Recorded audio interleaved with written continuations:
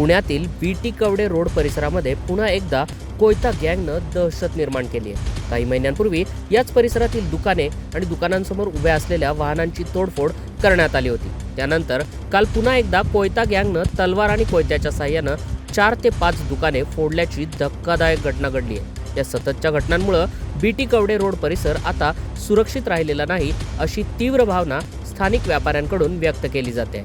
व्यापाऱ्यांमध्ये भीतीचं वातावरण पसरलं असून व्यवसायावर देखील त्याचा वाईट परिणाम होत असल्याचं सांगण्यात येत आहे। या पार्श्वभूमीवर व्यापारी संघटनांच्या वतीनं पोलीस प्रशासनाकडे पोलीस मार्शल गस्त वाढवण्याची मागणी करण्यात आली।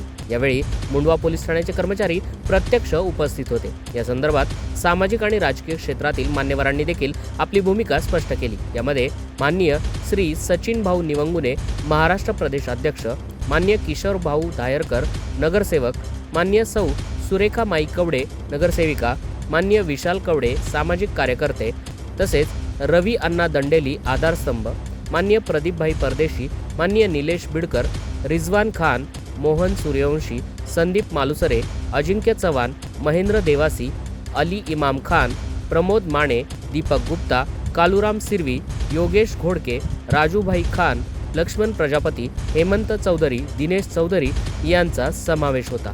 दरम्यान अशा घटनांवर तातडीनं आळा घालावा आणि परिसरामध्ये कायमस्वरूपी बंदोबस्त ठेवावा अशी मागणी व्यापाऱ्यांनी पोलीस प्रशासनाकडे केली आहे। कॅमेरामॅन मोजेस सोबत रमेश कुंभार, झूम ऑन न्यूज, पुणे।